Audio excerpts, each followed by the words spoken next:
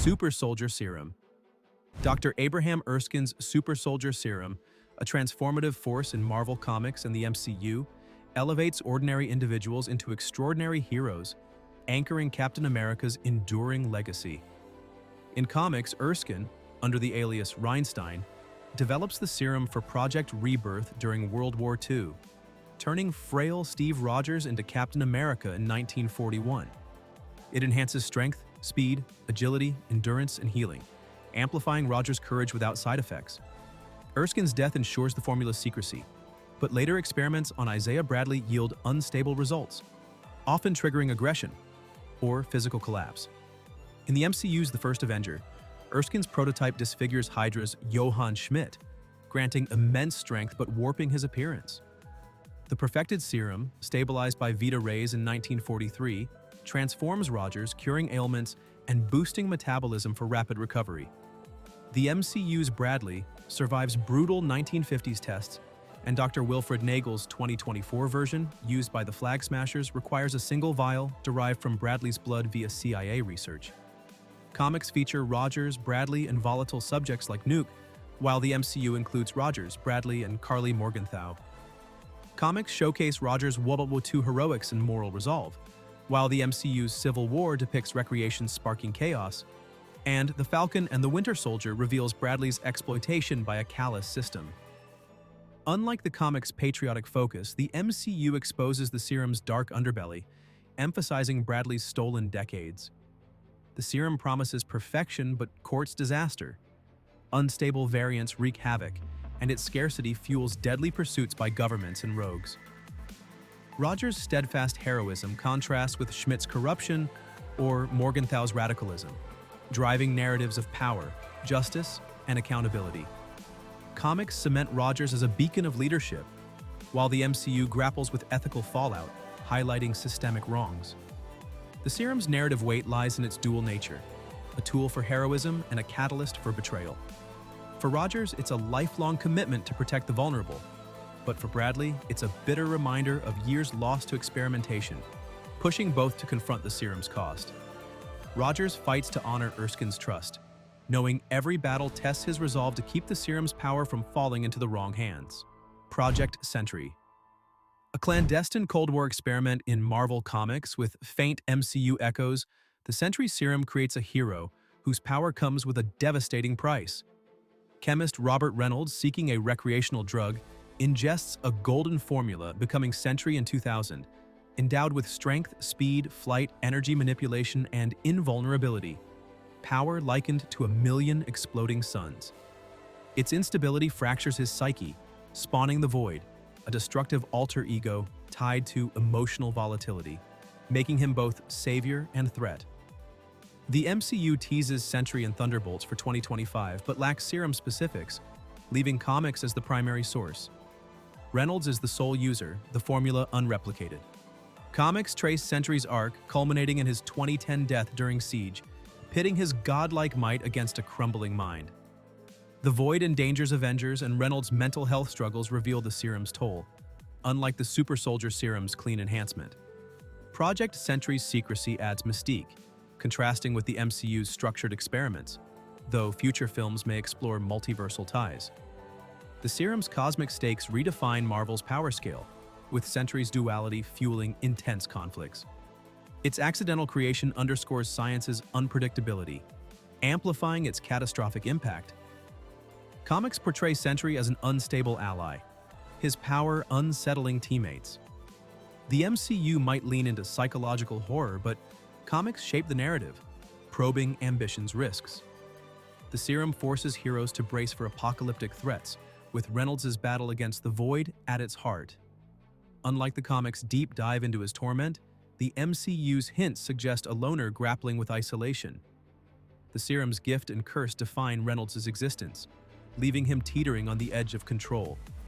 His allies watch closely, knowing one emotional slip could unleash the Void, forcing them to prepare for a fight they might not win. Project Gamma. Post-9/11 fears drove Project Gamma, a super soldier experiment in Marvel Comics and the MCU that birthed a monster instead of a hero. In comics, Bruce Banner's transformation into the Hulk in 1962 stems from a gamma bomb accident, not a serum, granting colossal strength, durability, and healing fueled by rage. The MCU's 2008 The Incredible Hulk explicitly ties it to a super soldier serum variant, with Banner and Betty Ross under General Ross swapping Vita rays for gamma radiation. Banner's 2005 self-test creates the Hulk, 100 times stronger than a super soldier, with stress-triggered shifts and a primal persona later merged with his consciousness. The MCU's Emil Blonsky becomes the Abomination via a Serum Banner blood mix, suffering physical decay, while comics' 1967 Abomination arises from separate gamma experiments, not a serum. Users are Banner and Blonsky in both, with comics adding gamma-born foes like Leader. Comics revel in Banner's chaotic duality, while the MCU's Avengers and The Incredible Hulk pivot to his struggle for control, rooting disaster in scientific hubris. The series sharpens Ross's reckless chase, unlike comics' broader cosmic lens. Gamma's volatility overshadows Erskine's precision, with comics embracing mayhem and the MCU pinpointing human error. The Hulk's power redefines limits, driving tales of tragedy and redemption. Comics pit him against heroes, while the MCU humanizes Banner's fight to tame his other half.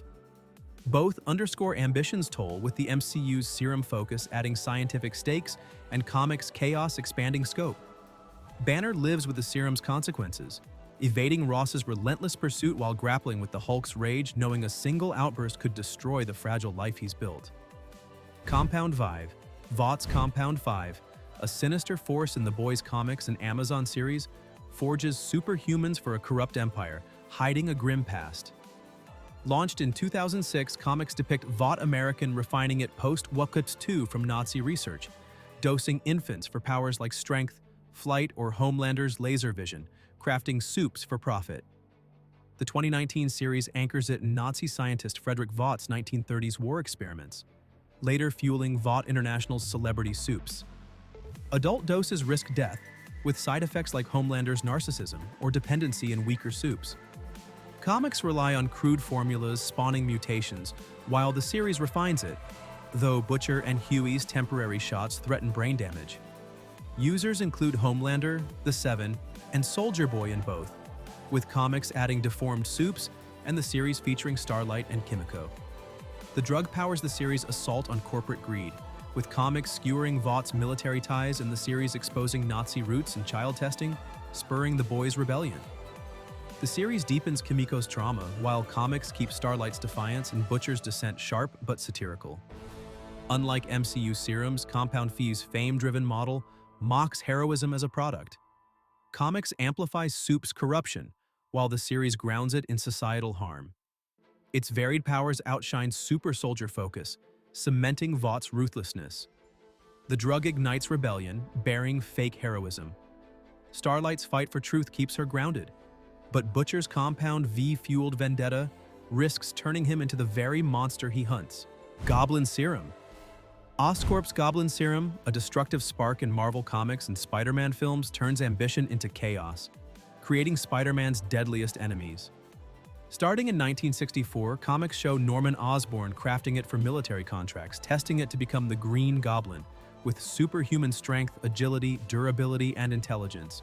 But insanity spawns a sadistic persona. The 2002 Spider-Man and 2021 No Way Home films echo this, with the serum fracturing Norman's mind.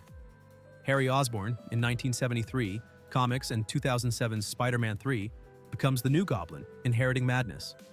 Comics use a chemical mix, while films highlight volatility. Users are Norman and Harry in both, with comics adding Hobgoblin. The serum fuels Spider-Man's pivotal battles, like Gwen Stacy's 1973 comic Death, or Aunt May's in No Way Home. Films simplify the comic's layered villainy, with No Way Home emphasizing redemption as Peter cures Norman, unlike comics' relentless schemes. The serum's mental corruption, unlike the super soldier serum's uplift, pits corporate greed against Spider-Man's heart. Comics cast Osborn as a cunning specter, while films add tragic depth. It flips allies to foes, testing Peter's will to save them. The serum's grip drives chaos, with comics delivering raw conflict and films personal stakes. Peter's mission to cure Norman is a desperate race against the serum's hold, but the cost of failure, like losing May, haunts him, pushing him to keep fighting no matter the odds. Hydra Serum. Dr. Arnim Zola's Hydra Serum, a dark force in Marvel Comics and the MCU, transforms soldiers into tools of conquest, leaving lasting scars. Since 1941, comics depict Hydra experimenting with super soldier serum variants, creating enhanced operatives often unstable for global domination. The MCU's 2014 The Winter Soldier unveils Zola's WW2 serum, built from Erskine's prototype, tested on captured soldiers, with Bucky Barnes surviving in 1943. It grants superhuman strength, speed, and endurance, matching Captain America's boosted by a cybernetic arm. Comics feature varied subjects, while the MCU focuses on Bucky and a 1991 batch like Joseph, scrapped for volatility in Civil War. Both rely on brainwashing, with the MCU stressing Bucky's erased identity as the Winter Soldier. Comics throw Hydra's creations at Captain America, while the MCU's The Winter Soldier and Civil War track Bucky's redemption and Hydra's SHIELD infiltration, weaving intrigue. Unlike the comics' sprawling menace, the MCU sharpens conspiracy stakes. The serum's oppressive core, unlike Erskine's hope, breeds control. Comics emphasize Hydra's endless tests, while the MCU amplifies its covert reach. Bucky's 2011 comic Freedom and MCU Redemption ground its impact. The serum sacrifices humanity, sparking tales of betrayal. Its power turns victims into weapons, with comics broad and the MCU focused. Bucky fights to reclaim his life, but the serum's programming lingers, leaving him haunted by the fear that Hydra's control could resurface at any moment. Venom. A brutal drug in DC Comics and Batman films, Venom elevates Bane into a titan that tests Batman's limits. Since 1993, comics portray Venom as a military experiment on Penaduro prisoner Bane, pumping strength, durability, and pain resistance through tubes, bulking his frame. It's addictive, with withdrawal causing agony and mental decay, stoking rage. The 2012 The Dark Knight Rises shows Venom as a mask-fed chemical, powering Bane's dominance, downplaying addiction but matching might. Comics root it in Santa Prisca's grit, while the film ties it to the League of Shadows, adding purpose. Bane is the sole user, with comics adding rare variants. Venom drives Bane's comic arc, breaking Batman's back in Nightfall and his film Conquest of Gotham, pushing Batman's grit. Unlike the comic's cunning Bane, the film paints him as a zealot, his mask easing pain. The drug's raw chaos, unlike the super soldier serum's order, defies Batman's discipline, exposing hubris. Comics explore Bane's addiction and redemption in Secret Six, while the film casts him as a loyal soldier. Its impact crowns Bane a legend, testing Batman's core. Comics lean on brute clashes, while the film weaves belief. Bane's venom-fueled strength is unmatched, but its grip traps him, and Batman knows one well-placed strike could turn that power against him. Soviet Serum. Alexei Shostakov's Soviet Serum, fueling the Red Guardian in Marvel Comics and the MCU, embodies Cold War ambition with a human edge. Since 1990, comics sketch Soviet experiments loosely tied to super soldier serum research, boosting Shostakov's strength and agility for anti-Western missions, with vague origins.